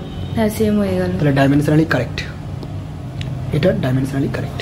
আর যদি সেম না হয় তাহলে ওটা ডাইমেনশনালি কারেক্ট না। এতটা ইজি। আচ্ছা, এবার বুঝেছি। পারা যাবে না? হ্যাঁ, চলো এটা এবার আরেকটা আছে। তাহলে ওটা ভেলোসিটি আছে, তাহলে lt হয়ে গেল, হ্যাঁ -1 হয়ে গেল, ওটা আমরা বুঝে গেলাম। আর u লেফট হ্যান্ড সাইডের লিখে দিচ্ছি আমি lt - 1। আচ্ছা, রাইট হ্যান্ড সাইডটার দিকে দেখো, রাইট হ্যান্ড সাইডের ডাইমেনশন বের করব, এইভাবে লিখে দিচ্ছি আমি রাইট হ্যান্ড সাইডের ডাইমেনশন। এইখানে তোমাকে বের করতে হবে u + at এর ডাইমেনশন। এই জায়গাটাতে একটু মিস্টেক করবে, আমি বলে দিই, ডাইমেনশনকে কখনো প্লাস করা যায় না, ঠিক আছে? ডাইমেনশন হয় প্রোডাক্টিভ হবে না ডিভাইডেড হবে, একে না সাবস্ট্রাক্ট করতে পারবে না অ্যাড করতে পারবে, বোঝা গেছে? যোগ বিয়োগ হবে না। তো আমি এই যে u + at লিখেছি, এমনটা লিখতে পারি না যে u এর ডাইমেনশন প্লাস at এর ডাইমেনশন। u এর ডাইমেনশনটা তুমি বের করো, u এর ডাইমেনশন মানে velocity dimension, that is lt ইনভার্সই হয়। আর a আর t এর ডাইমেনশন বের করব। a মানে কি? lt - 2 অ্যাক্সেলারেশন, সাথে কি আছে? টাইম। যদি আমি দুটোকে ক্যালকুলেট করি, t এর পাওয়ারে দেখো -1ই হবে, তার মানে এটাও lt - 1, এটাও lt - 1। প্লাস করা যাবে না, প্লাস করে তুমি বলতে পারো না যে 2lt - 1 হয়ে গেল, এমনটা প্লাস হয় না, আমি বলেই দিলাম। তার মানে এটা lt - হলো, তার মানে এটা correct. Correct, left hand side right hand side correct. আর এই ইকুয়েশনটা কিন্তু খুব পরিচিত একটা ইকুয়েশন, হ্যাঁ, ইকুয়েশন অফ মোশন ছিল। হ্যাঁ, তোমার চারটা ছিল, কাইনেমেটিক্সে চারটা গতীয় সমীকরণ আছে, v = u + at, s = ut + half at square, আর v square = a square - 2s, আর s n দিয়ে একটা আছে, sn = u + half at 2n - 1। তাহলে এই চারটা ইকুয়েশন মোশন ছিল এগুলো, তার ভিতরে একটা ইকুয়েশন দিয়েছে, বোঝা গেল? তার প্লাস দেখতে গেলে ঘাবড়ে যাবে না, প্লাস করে আবার 2 লিখে দিও না, 2 লিখে দিলে কিন্তু মিললো না, এমনটা হবে না প্লাস মাইনাসের ক্ষেত্রে। ডাইমেনশনাল কারেক্টনেস বোঝা যাচ্ছে। অ্যাপ্লিকেশন টাইপ 2 হয়ে গেল। এবার অ্যাপ্লিকেশন 3 যেটা লাস্ট ছিল, ডাইমেনশনাল অ্যানালিসিসকে আমরা কি করতে পারি, কি কাজে ব্যবহার করতে পারি? কোনো একটা ইকুয়েশন এস্টাবলিশ করতে পারি, ঠিক আছে? আমাকে কিছু কোয়ান্টিটি বলে দিল, দিয়ে বললো এই কোয়ান্টিটির উপর ডিপেন্ড করছে, তাহলে অ্যাকচুয়াল ইকুয়েশনটা কি হবে? মানে নিটেও ঠিক এভাবে কোশ্চেনটা ঠিক তুলে দেয়। হ্যাঁ, একদম সেম। আমি এগুলো নিটেরই কোশ্চেন দিচ্ছি, প্রিভিয়াস ইয়ার কোশ্চেন, যদিও এগুলো একটু বেশি পুরনো, এখন কোশ্চেনের লেভেল অ্যাডভান্স হয়ে গেছে, সেই অ্যাডভান্সগুলো আছে। আমাকে বলছিল, মানে একটা দাদা ছিল, মানে রিজু স্যারের কাছেই পড়েছে, তো ওই দাদাটা বলছিল ফিজিক্স নাকি খুব সোজা কোশ্চেন আসবে। তাই ডিপেন্ড করে, কোনো বছর খুব ইজিলি কোশ্চেন দিয়ে দেয়। এই বছর কেমন কোশ্চেন এসেছিল? এই বছর একটু টাফ এসেছিল, ঠিক আছে? পুরোপুরি টাফ বলা যায় না, কারণ এর থেকেও টাফ কোশ্চেন এর আগেও করেছে, তবে এই বছরটা একটু মানে তোমার লেভেল 50%-এর উপরে উঠিয়েছে। চলো, আমাকে কনসেপ্ট বিল্ড করতে হবে, কেমন আসবে না আসবে আমি তা জানি না, কনসেপ্ট বিল্ড করে আমাকে আনসার করতে হবে। দেখো, এস্টাবলিশিং রিলেশন, কোনো একটা ইকুয়েশনে আমরা রিলেশন কী করে এস্টাবলিশ করবো? মনে করো, আমি এক্সাম্পল নিয়ে নিচ্ছি, মনে করো এনি ফিজিক্যাল কোয়ান্টিটি, কোনো একটা physical quantity, that is A নিয়ে নিচ্ছি, any physical quantity A is dependent on X Y Z, এগুলো আলাদা আলাদা কোয়ান্টিটি, ঠিক আছে? তাহলে একটা ফিজিক্যাল কোয়ান্টিটি নিয়েছি এ, যেটা অন্য কোনো ফিজিক্যাল কোয়ান্টিটি 3টা কোয়ান্টিটি নিয়েছি এক্স ওয়াই জেড, এদের উপর ডিপেন্ড করে আছে। As the power of A B C respectively, মানে আমি বোঝাতে চাইছি এরকম যে এই যে ফিজিক্যাল কোয়ান্টিটি এ, সেই ফিজিক্যাল কোয়ান্টিটিটা এক্স ওয়াই এবং জেড এই 3টে কোয়ান্টিটির উপর ডিপেন্ড করে আছে।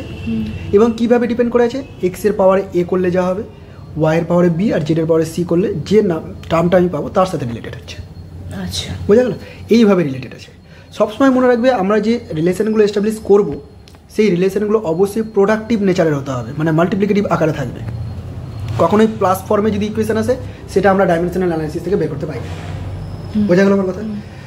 মাইনাস আকারে মানে সাবস্ট্রাক্ট আকারে যদি থাকে ডাইমেনশনাল অ্যানালিসিস থেকে করতে পারি। অবভিয়াসলি এটাকে থাকতে হবে প্রোডাক্টিভ। বোঝা গেল? মাল্টিপ্লিকেটিভ আকারে, ডিভাইডেডটাও প্রোডাক্টিভের মধ্যেই পড়ে যাচ্ছে, কারণ পাওয়ারে মাইনাস করে দিলেই প্রোডাক্ট হয়ে গেল সেটা। তো এইরকমভাবে যদি থাকে তাহলে তার ক্ষেত্রে আমরা রিলেশন এস্টাবলিশ করব। একটা এক্সাম্পল দিয়ে করি কীভাবে করব। ফার্স্ট কোয়েশ্চেন বলছে দেখো, consider force F, velocity V and time T as fundamental quantities. দেখো কোয়েশ্চেনটা কী বলছে, এদেরকে ফান্ডামেন্টাল কোয়ান্টিটিস অ্যাজিউম করো, যদি এরা ফান্ডামেন্টাল কোয়ান্টিটি না, আমরা যে ফান্ডামেন্টাল কোয়ান্টিটি বলেছি তার মধ্যে এরা আসছে না, তবুও আমাকে অ্যাজিউম করতে বলেছে এরাই হলো ফান্ডামেন্টাল কোয়ান্টিটিস। তাহলে মাস নিশ্চয়ই ফান্ডামেন্টাল কোয়ান্টিটিস হবে না, অন্য কোনো ইউনিট হবে। বলেছে then find the dimensional formula for mass. খেয়াল করে এখানে বলেছে ডাইমেনশনাল ফর্মুলা, মানে ফর্মুলাটা এক্স্যাক্ট নাও হতে পারে, সেই জন্য ডাইমেনশনাল কথাটা বলে দিয়েছে। অসুবিধা হলো কোশ্চেন বুঝতে? কিন্তু একটা প্রশ্ন আছে যে আমাকে যে এটা ফান্ডামেন্টাল না, তবুও আমাকে মানতে হচ্ছে যে এটা ফান্ডামেন্টাল, বাট আবার এটা আবার মাসটা অন্য কোনো ইতে বেরোতেই পারে, তাই তো? মানে আবার একই হতে পারে। আমি একটা এক্সাম্পল দিই তাহলে ভালো বুঝতে পারবে। আমি মাসকে ফান্ডামেন্টাল কোয়ান্টিটি নিয়েছি, ফোর্সের ডেরিভেশন কি করেছি, force equal to M A, এটা করেছি। তো এই যে এম ফান্ডামেন্টাল কোয়ান্টিটিস, তার উপর ডিপেন্ড করে কিন্তু ডিরাইভ কোয়ান্টিটি তৈরি হয়েছে। বুঝা গেল? তো আমি এমকে ফান্ডামেন্টাল ধরেছি বলে ডিরাইভ কোয়ান্টিটিটা ফান্ডামেন্টালের উপর ডিপেন্ড করে আছে। এখন যদি আমি উল্টো কেস করতাম, আমি যদি বলতাম না এফটাই হচ্ছে ফান্ডামেন্টাল, তাহলে এমটা এফ এর উপর কীভাবে ডিপেন্ড করে আছে, তাহলে আমি কী বের করলাম, এম ইকুয়াল টু সামথিং কিছু হতো, সেটাই এখানে ডিরাইভ করবো যে এমটা এখন ফান্ডামেন্টাল না, তাহলে এমটা কীভাবে ডিপেন্ডেন্ট আছে। আমি ডাইমেনশনাল অ্যানালিসিস থেকে জানি যে কোনো কোয়ান্টিটি যেমন এম, যদি এফ অর্থাৎ ফোর্স, এই যে ফোর্স, ভেলোসিটি এবং টাইম এদের উপর যদি ডিপেন্ড করে, তাহলে মাল্টিপ্লিকেটিভ আকারে ডিপেন্ড করবে, প্রোডাক্টিভ আকারে ডিপেন্ড করবে, এবং তাদের পাওয়ারে কিছু হবে। সেই পাওয়ারটা তো কোশ্চেনে দেওয়া নেই, আমি নিজের মতো ধরে নাম এবিসি, পরে সেই পাওয়ারের ভ্যালুগুলো আমি বের করবো। ক্লিয়ার হচ্ছে এতটুকু? এইটা হচ্ছে আমার ডাইমেনশনাল অ্যানালিসিস থেকে আমি লিখতে পারি যে এম যে কোয়ান্টিটিটা কোশ্চেনে বলেছে ফোর্স, ভেলোসিটি, টাইমের উপর ডিপেন্ড করে, জাস্ট এইটুকু। তো আমি কী করলাম, ফোর্স, ভেলোসিটি, টাইমের পাওয়ারের সাথে কীভাবে রিলেটেড সেটা আমি ধরে নিলাম, এটা আমার নিজের ধরে নেওয়া লেট। এবার আমি এখান থেকে কী করি দেখো, এম এর dimensional formula is equal to F এর ডাইমেনশনাল ফর্মুলা তার পাওয়ারে এ, ভি এর ডাইমেনশনাল ফর্মুলা পাওয়ারে বি, অ্যান্ড টি এর ডাইমেনশনাল ফর্মুলা পাওয়ারে সি। করতেই পারি এমনটা, আপত্তি নেই তো? দেখে নি পেজ আছে কিনা, এদিকে রাখিনি। ওকে, তুমি বলো এফ এর যদি আমি ডাইমেনশনাল ফর্মুলা লিখি, এম এর যদি ডাইমেনশন লিখি শুধুমাত্র ক্যাপিটাল এম, এফ এর ডাইমেনশন মুখস্থ আছে, mlt to the power minus, এই জন্যই বলেছিলাম মুখস্থ রাখবে, তাড়াতাড়ি হয়ে যাবে, না তো বের করতে সময় নষ্ট। পাওয়ারে ভেলোসিটি সবাই জানে, এলটি ইনভার্স, টাইম তো টাইমই হয়, পাওয়ারে সি। যখন তুমি এইদিকে দেখছো যে এমএলটি ফর্ম চলে এসেছে, তাহলে এটাকে এমএলটি ফর্মে সাজাও। এটা এম এর পাওয়ারে হচ্ছে 1, এল এর পাওয়ারে থাকছে না, টি এর পাওয়ারেও থাকছে না। ওকে, এগুলোকে সাজাবো দেখো খুব ইজিলি। এটা এম এর পাওয়ারে কত, এ, তার মানে এখানে এম এর পাওয়ারে এ আছে, ইন্টু এম আর আছে এখানে না নেই, ছেড়ে দাও, এবার এল এ চলে যাও। এল এর পাওয়ারে কত, এল এর পাওয়ারে এখানে তো এই থাকছে, এ থাকছে, এখানে এল এর পাওয়ারে কত, এল এর পাওয়ারে বি আছে, তাহলে আমি মাল্টিপ্লাই করছি মানে পাওয়ারগুলো প্লাস হবে। হ্যাঁ, এখানে এল এর পাওয়ার নেই, না।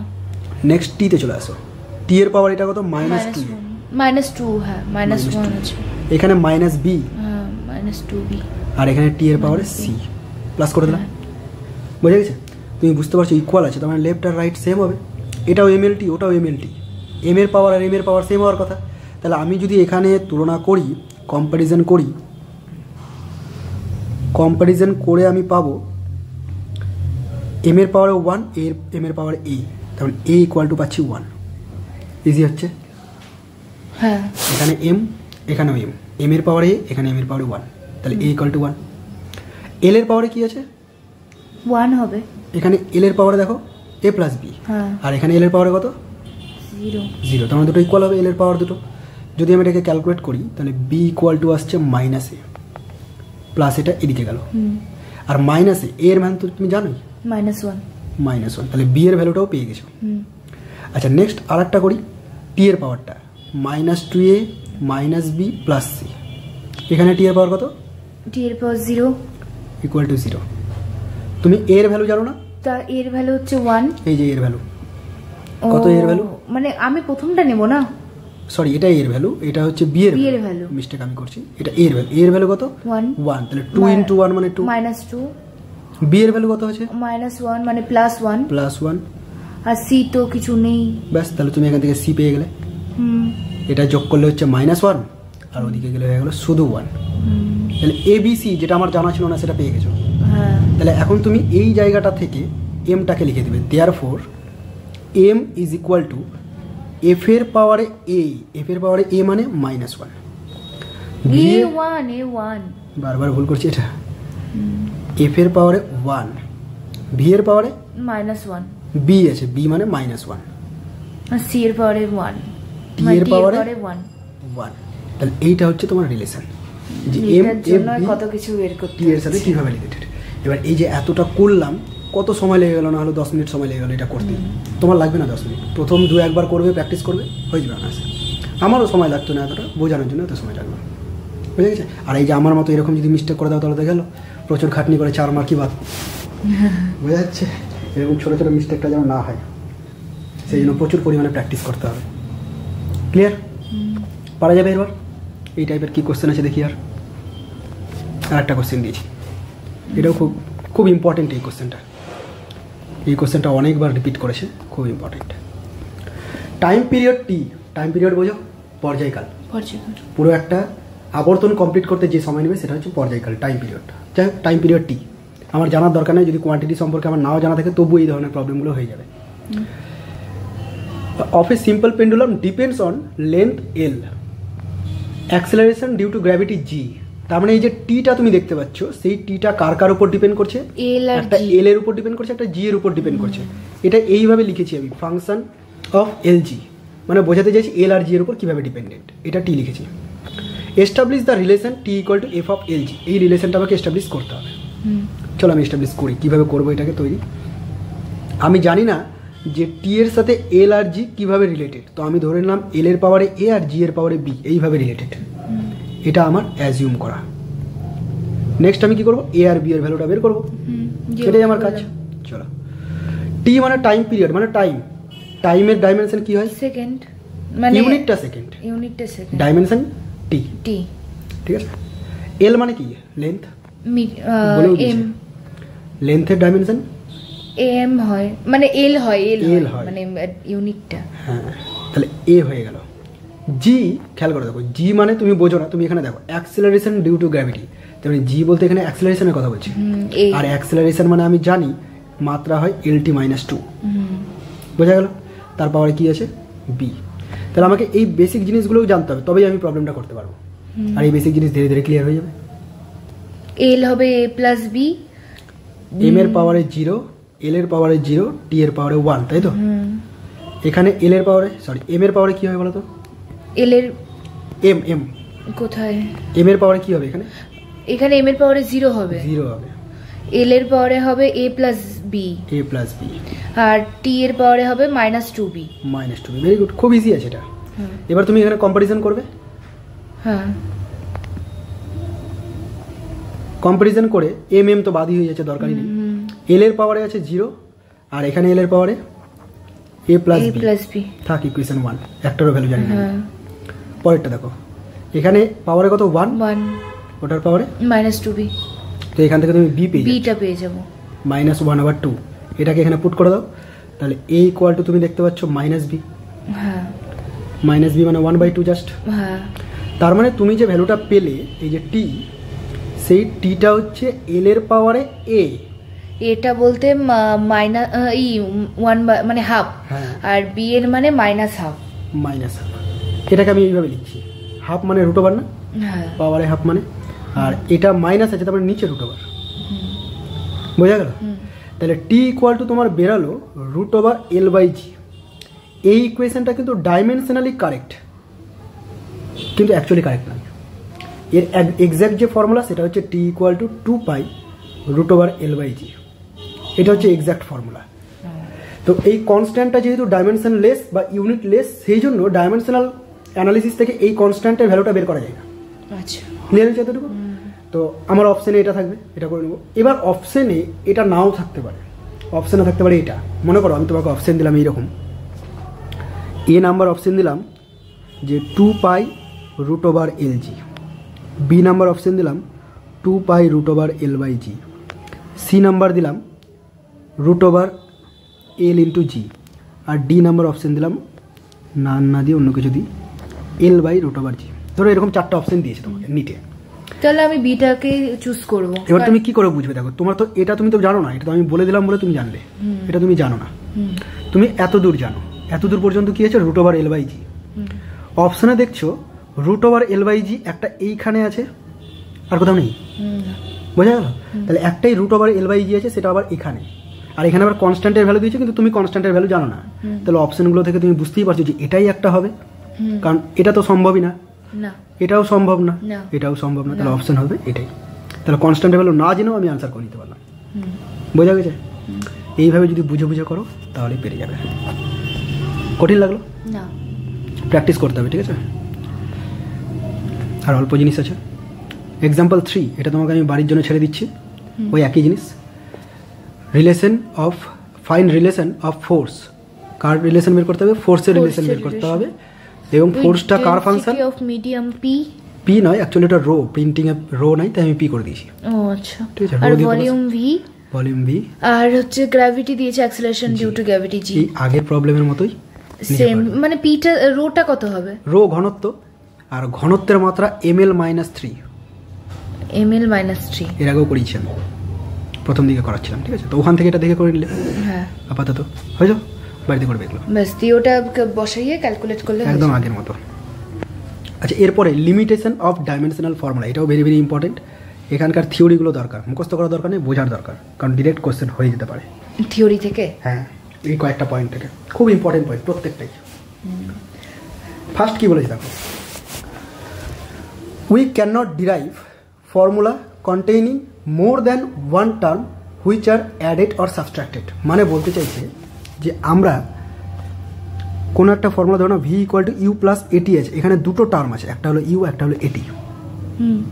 এরকম দুটো টার্মের ফর্মুলা আমরা ডাইমেনশনাল অ্যানালিসিস থেকে এস্টাবলিশ করতে পারবো না। যদি এরকম থাকতো যে জাস্ট ভি ইকুয়াল টু এটি, জাস্ট মাল্টিপ্লিকেটিভ আকারে আছে, তবে আমরা ডিরাইভ করতে পারতাম। খেয়াল করে দেখো, এর আগে পর্যন্ত আমি যতগুলো করেছি সবগুলো মাল্টিপ্লিকেটিভ নেচারের। ডাইমেনশনাল অ্যানালিসিস থেকে দেখো মাল্টিপ্লিকেটিভ নেচার, প্লাস দিয়ে কিন্তু একটা আসেনি, প্লাস মাইনাস দিয়ে আসতে গেলে আমরা ডিরাইভ করতে পারবো না, বোঝা গেল? এটা হচ্ছে ফার্স্ট পয়েন্ট বলছে। সেকেন্ড পয়েন্টে দেখো, সেকেন্ড পয়েন্টে বলছে we can not derive formula for quantity depending on more than 3 quantities. আমি যখন ফর্মুলা লিখেছি যে কোনো একটা রাশিমালা লাইক এফ, এটা এক্স ওয়াই জেড এর উপর ডিপেন্ড করে, 3টা লিখেছিলাম আমি, 4টা লিখিনি, এখানে ডাব্লিউ লিখিনি বা অন্য কিছু লিখিনি। তার কারণ হচ্ছে যদি এটা লিখতাম তাহলে আমার উপরের পাওয়ারগুলো নিয়ে যে ক্যালকুলেশন হতো জটিল হয়ে যেত, পারতাম না। সেই জন্য 3টের বেশির উপর যদি ডিপেন্ড করে তাহলে আমরা ডাইমেনশনাল অ্যানালিসিস থেকে বের করতে পারবো না। ইম্পর্টেন্ট পয়েন্ট, মনে থেকে যাবে। 3 number, we don't have information whether the quantity is scalar or vector. এতগুলো যে কোয়ান্টিটি করলাম, কোনটা স্কেলার কোনটা ভেক্টর কোয়ান্টিটি, এগুলো আমরা ডিসাইড করতে পারি না, বুঝা গেল? তো ডাইমেনশনাল অ্যানালিসিস থেকে তা করা যায় না। Number 4, we have no information about dimensionless constant. Clear হয়ে গেল আগের কোশ্চেনটাতেই। এখানে একটা কনস্ট্যান্ট ছিল 2 পাই ডাইমেনশনলেস, এটাকে কিন্তু আমরা এই অ্যানালিসিস থেকে বের করতে পারিনি। এই ইকুয়েশনটা ডাইমেনশনালি কারেক্ট বাট ভুল, বোঝা গেল? তো সেটা আমরা বের করতে পারি না, এগুলো হচ্ছে limitations. Number 5, we cannot derive formula containing exponential. Exponential বোঝো, ই পাওয়ারে সামথিং কিছু থাকবে, তো এই টাইপের ফর্মুলা আমরা ডিরাইভ করতে পারবো না। লগারিদম, লগ সামথিং কিছু, লগ 2 ধরে নাও, log 2 তো একটা বড় মান হয়ে যাবে। হ্যাঁ, log এর ক্ষেত্রে 3 এর মানটাই শুধু 1, ওটাই শুধু সোজা 1, বাকিগুলোরও মান আছে, বাট আমাদের মুখস্থ নেই, এগুলো ক্যালকুলেটর জানে। Trigonometric functions like sine theta, cos theta, cosec theta, যাই হোক না কেন, এরকম যদি কোনো কিছুর উপর ডিপেন্ড করে থাকে তাহলে সেই ফর্মুলা আমরা ডাইমেনশনাল অ্যানালিসিস থেকে বের করতে পারি না।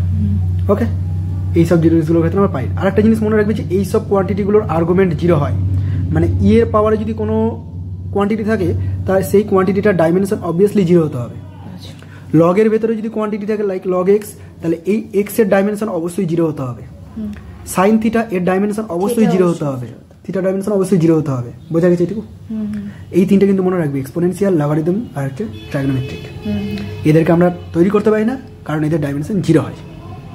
হলো এই রিলেটেড কিছু কোশ্চেন, দুটো কোশ্চেন করে নেবো, দুটো তিনটে, তাহলে আজকে শেষ হয়ে যাবে। ইউনিট আর ডাইমেনশনটা পাওয়া যাবে। দেখো খুব মজা লাগবে এটা করতে। মানে আমরা যেরকম কেমিস্ট্রিতে পড়ি এটাও কি বাতিল টাতিল মডেল যেরকম কেমিস্ট্রিতে বাতিল হয়ে যায়? এক্সেপশন খুব কম আছে, ফিজিক্সে এক্সেপশন নেই, কেমিস্ট্রিতে প্রচুর এক্সেপশন। মানে প্রথমে ভুলই শেখানো হয়, তারপর ঠিকঠাক। হ্যাঁ, কেমিস্ট্রি আর ওটাও ইম্পর্টেন্ট কারণ ভুলের উপর ডিপেন্ড করে বাকিগুলো তৈরি। তোমাকে যদি একদম ডাইরেক্ট অ্যাডভান্সটা শিখিয়ে দেওয়া হয় তুমি অ্যাকসেপ্ট করতে পারবে না, বুঝতে পারলে? যেমন ধরো আইনস্টাইনের থিওরি পড়ো তো, E=mc²। ওখানে একটা গল্প আছে, শুনেছো এরকম গল্প যে দুজন টুইন্স মনে করো আছে, একই রকম দেখতে, সব একই সাথে জন্ম নিয়েছে, একই রকম বয়স। এবার দুটো টুইন্সের মধ্যে একজনকে লাইটের স্পিডে যদি স্পেসে পাঠিয়ে দেওয়া যায় আর একজন মনে করো আর্থেই থেকে গেছে, যখন 5 বছর পর অন্য টুইন্স স্পেস থেকে ঘুরে আসবে, এই তখন 50 বছর হয়ে গেছে। হ্যাঁ, এটা শুনেছো গল্পটা না? ইন্টারেস্টিং তো। এটা যদি আমি তোমাকে প্রথম দিকে বলি তুমি অ্যাকসেপ্টই করতে পারবে না জিনিসটা। ইন্টারেস্টিং লাগছে, বাট কি করে সম্ভব? ফিজিক্যালি সম্ভব, বায়োলজিক্যালি কিভাবে সম্ভব? হ্যাঁ, কিছুই তো সম্ভব না, ওটাই তো তাই বলছি। এই জিনিসগুলো অ্যাকসেপ্ট করতে পারবে না, ওই জন্য অ্যাডভান্স লেভেলটাকে আগে শেখানো হয় না। আগে এগুলো শেখো, তারপর বেস করে করে তোমার ব্রেন উন্নত হবে, তখন তুমি ওটা শিখবে। আচ্ছা, হ্যাঁ, এটাও যে হয়েছিল কি করে সম্ভব 5 বছর ওখানে? এটা না মানে বায়োলজিক্যালি বা প্র্যাকটিক্যালি কেউ করে দেখেনি, সম্ভব না, তবে প্রুভ করে নিয়েছে বর্তমানে। এটা ম্যাথমেটিক্যালি প্রুভ হয়েছে। আইনস্টাইন ম্যাথমেটিক্সের উপর ডিপেন্ড করে, উনি হচ্ছে থিওরিটিক্যাল ফিজিসিস্ট ছিলেন, ঠিক আছে, প্র্যাকটিক্যাল না। তো উনি ম্যাথমেটিক্যাল ক্যালকুলেশন করে এই ঘটনাগুলো এক্সপ্লেন করেছিলেন। তার ম্যাথমেটিক্সের উপর নিজেরই এত কনফিডেন্স যে এই অবাস্তব কথাটা তিনি ব্যাখ্যা করতে পেরেছিলেন। আমরা যদি এরকম ধরনের ক্যালকুলেশন পেয়ে যাও তাহলে হয়তো আমরা বিশ্বাসই করতে পারি না যেটা সম্ভব, হয়তো আমি ভুল করেছি কিছু, এরকম মনে হবে। কিন্তু ওর নিজের ক্যালকুলেশনের উপর এতটাই বিশ্বাস যে ও এটার উপর জোর দিয়েছিল। পরবর্তীকালে আরেকজন সায়েন্টিস্ট ছিল, জুনিয়র সায়েন্টিস্ট, নাম ভুলে গেলাম, উনি এটা এক্সপেরিমেন্টালি প্রুভ করে দেখেছিলেন সূর্যগ্রহণের সময়। মানে ওটার উপর ডিপেন্ড করে সূর্যগ্রহণের কোনো একটা কিছু ব্যাপার আছে, সেটা এক্সপেরিমেন্টালি প্রুভ করে তিনি এই থিওরিটাকে প্রুভ করেছিলেন বলে অ্যাকসেপ্টেড হয়েছে। মানে হয় কখনো যে এখানে 50 বছর হয়ে গেছে, ও কেবল ওখানে 5 বছর। এটা সম্ভব যদি তুমি লাইটের স্পিডে যেতে পারো তবে, কিন্তু আমরা এখন পর্যন্ত এমন কোনো ইনস্ট্রুমেন্ট অ্যাচিভ করতে পারিনি যেটা লাইটের স্পিডে যেতে পারবে স্পিডে। তাহলে টুইন্সের গল্পটা ওটা গল্প হিসেবে থেকে গেছে, থিওরিটিক্যালি আমরা করেছি যেমনটা হতে পারে। ভবিষ্যতে যদি লাইটের স্পিড আমরা অ্যাচিভ করতে পারি তাহলে সম্ভব। আবার প্যারাডক্সও আছে যে আমরা লাইটের ভেলোসিটি নাকি কোনোদিন অ্যাচিভই করতে পারবো না, তো এগুলোকে প্যারাডক্স বলে। যাই হোক, একটা আরেকটার সাথে মিলে মিশে যাচ্ছে, বুঝতে পারছি না, পরের বিষয় অ্যাডভান্স লেভেলে গিয়ে শিখবো। আপাতত নিট কোয়ালিফাই করতে হবে। প্রথম কোশ্চেনটা কি বলেছে? y = sin ωt plus kx where y and x are displacement। এই যে y এটা ডিসপ্লেসমেন্টকে, x এটাও ডিসপ্লেসমেন্টকে মানে লেন্থকে প্রকাশ করছে। এরা t টাইম, এই যে টিটা দেখতে পাচ্ছ এটা টাইমকে রিপ্রেজেন্ট করছে। ফাইন্ড ডাইমেনশন অফ ওমেগা কে এ, ওমেগা কে এবং এখানে একটা এ ছিল, সরি কোশ্চেনেও মিস্টেক হয়ে গেছে, এখানে একটা এ হবে। y = a, বুঝতে পেরেছো? তাহলে এই এটাকে বের করতে হবে, এ ডাইমেনশন বের করতে হবে, ওমেগা ডাইমেনশন বের করতে হবে, কে ডাইমেনশন বের করতে হবে। খুব ইজিলি বেরোবে, দেখো একবার করে দেবো, এরপরে এরকম টাইপের সব পারবে। তুমি এই যে রাশিমালাটা দেখছো, এদিকে ওয়াইটা লেন্থকে প্রকাশ করছে, তাহলে এই দিকের পুরো টার্মটাও লেন্থকেই প্রকাশ করবে, ডাইমেনশনালি কারেক্ট হতে হবে। তো এটা যদি লেন্থ হয় তাহলে এদিকে যাই থাকুক না পুরোটা ডাইমেনশন লেন্থই হতে হবে। এবার দেখো সাইনের তো কোনো ডাইমেনশন থাকে না, একটু আগেই করলাম ট্রাইগোনোমেট্রিক ফাংশন ডাইমেনশনলেস। তাহলে সাইনের যদি ডাইমেনশন না থাকে, শুধুমাত্র এর ডাইমেনশন আছে, তার মানে ওয়াই এর ডাইমেনশন = এর ডাইমেনশন। সাইনের তো ডাইমেনশনই নেই, ওয়াই এর ডাইমেনশন কি ছিল? লেন্থ এল, তাহলে এর ডাইমেনশন কি হয়ে যাবে? জাস্ট এল। বোঝা গেল? তাহলে একটা আনসার হয়ে গেল যে এর ডাইমেনশন হচ্ছে এল হবে, লেন্থ হবে। কত ইজি। নেক্সট আরেকটা নিই, ওমেগা। ওমেগা কোথায় আছে? এখানে আছে ওমেগা। সাইনের নিজস্ব ডাইমেনশনও নেই, সাইনের ভেতরে যদি কোনো ফাংশন থাকে তারও কোনো ডাইমেনশন নেই, তাহলে 0 হয়ে যাবে। তাহলে এই ভেতরের যে টার্মটা পুরোটারই ডাইমেনশন নেই। মানে তুমি বলতে পারো ওমেগা টি প্লাস কে এক্স কারোরই ডাইমেনশন নেই, এদের ডাইমেনশন জিরো, কারোর ডাইমেনশন নেই। তো এদের যদি ডাইমেনশন জিরো হয় তার মানে এটারও ডাইমেনশন জিরো প্লাস এটারও ডাইমেনশন জিরো। ঠিক আছে, তা আমি বলতে পারি যে ওমেগা টি এটার ডাইমেনশন লেস, এটা এম এর পাওয়ারেও জিরো, এল এর পাওয়ারেও জিরো, টি এর পাওয়ারেও জিরো, কোনো ডাইমেনশন নেই। এবার তুমি ছেড়ে দাও, তুমি ওমেগাটাকে আলাদা করে রাখো আর টি এর ডাইমেনশনটাকে ক্যাপিটাল টি লিখে দাও। এদিকে কি হলো, M zero, L zero, T zero. Just ওমেগাটাকে রেখে দাও আর টিটাকে দিকে নিয়ে চলে যাও, তাহলে M zero, L zero, T এর পাওয়ারে -1, দ্যাট ইজ টি ইনভার্স। বোঝা যাচ্ছে? এটা না করলেও হতো, এখানে চোখে দেখেই বলে দিতে পারতাম। টি মানে ক্যাপিটাল টি, টি এর ডাইমেনশন কি ক্যাপিটাল টি, ওমেগার এমন একটা ডাইমেনশন হবে যাতে করে পুরোটা ডাইমেনশন লেস হয়। তাহলে কেটাও কি -l⁻⁻1 হবে? একদম একদম, খুব ইজিলি বোঝা যাচ্ছে। দেখো একবার করে দিলে চোখে দেখেই বোঝা যাবে। তাহলে এই জায়গাটা বুঝতে পেরে গেছো, টি তার মানে এটা অবশ্যই 1/t হবে ইনভার্স। তাহলে এটাও সেম, কেটার ডাইমেনশন তাহলে কি হয়ে যাবে, এল ইনভার্স হতে হবে, তবেই কেটে যাবে। পারা যাবে না? দেখতে কত বড় লাগছে, এটা দিয়ে 4 মার্ক। যে ট্রিক জানবে সে সহজে করে নিতে পারবে কয়েক সেকেন্ডে। এটা ওই টাইপের একটা অঙ্ক, দেখো খুব সুন্দর। ভি ইকুয়াল টু দেওয়া আছে v0 e এর পাওয়ারে -λt। এই যে এক্সপোনেনশিয়াল টার্মটা আমি দেখেছি, এটার কোনো ডাইমেনশনই নেই না। তাহলে ভি এর dimension v0 dimension same, V আর v0 ভেলোসিটি বলে দিয়েছে, টিটা টাইম, এই টিটা হচ্ছে time. Find the dimension of lambda, এই ল্যামডা ডাইমেনশন বের করো। এক্সপোনেনশিয়াল টার্মের ডাইমেনশন নেই, তার যে আর্গুমেন্ট সেটাও ডাইমেনশনলেস। তার মানে ল্যামডারও ডাইমেনশন, ল্যামডা টি এই দুটোরও ডাইমেনশন নেই। ওপরের পুরো টার্মটাকে যদি ডাইমেনশন লেস হতে হয় তাহলে এটা যা ডাইমেনশন আছে এটা ঠিক তার উল্টো ডাইমেনশন হবে। স্মল টি আছে, ওটা এটা টি হলে এটা হচ্ছে -t⁻⁻1। ইজি না? 1/t হয়ে গেল। দেখো 4 মার্ক। এরকমই কোশ্চেন আসে, কিছু কিছু কোশ্চেন আছে এরকম এতটা ট্রিকি, ট্রিকি থাকে। আচ্ছা, এরকম কিছুটা ট্রিকি আছে। কেউ চাইলে এখন এই যে এটার মতো আমি যেমন করলাম ক্যালকুলেশন এরকম করতে পারে, সময় লাগবে একটু, আর ট্রিক জানতে গেলে হয়ে গেল। এটাও খুব ইজি হয়ে যাবে, দেখো ট্রিকি হয়ে যাবে। এখানেও পিটাকে বলে দিয়েছে pressure, V for volume, V volume, T হচ্ছে টেম্পারেচার। এটা ভি ভি লেখা আছে না একটাই ভি আছে? দুটো ভি আছে, P plus A by V এর স্কোয়ার, অ্যাকচুয়ালি এটা স্কোয়ার। আচ্ছা, লেখাটা সুন্দর হয়নি। V minus B is equal to R T দেওয়া আছে এগুলো। P pressure, B volume, find the dimension of A and B. A কোথায় আছে? এইখানে আছে, আর বি এখানে আছে। এখানে আছে, এদের ডাইমেনশন বের করতে হবে, মানে এই এ আর এই বি, এই দুজনের ডাইমেনশন। আচ্ছা, ভি এরটা তো জানি, এলটি মানে ভি মানে ভেলোসিটি, lt⁻⁻1 কার? ভি এর। হ্যাঁ, তুমি কিভাবে করবে আগে দেখো। এটা পি, পি এর সাথে কিছু একটা প্লাস করেছি। এই যে দুটো কোয়ান্টিটিকে আমি প্লাস করতে পারছি, মানে এই দুটো কোয়ান্টিটি সেম ডাইমেনশনের হবে, তবেই প্লাস করতে পারবো, আদারওয়াইজ পারবো না। এখানে একটা অঙ্ক করেছিলাম আমি, V equal to U plus AT দিয়ে। হ্যাঁ, করেছিলাম। এই যে এই দুজনের ডাইমেনশন সেম হতে হবে, দেখো সেমই হয়েছে, LT inverse LT inverse, otherwise plus করা যাবে না কিন্তু। তার মানে এখানে প্লাস করেছে, নিশ্চয়ই এই দুটো ডাইমেনশন পি আর A by V square dimension same আছে। তাহলে তুমি করবে কি, পি এর ডাইমেনশন মানে এ ডাইমেনশন বাই ভি এর ডাইমেনশন তার স্কয়ার, দুটো ইকুয়াল হবে।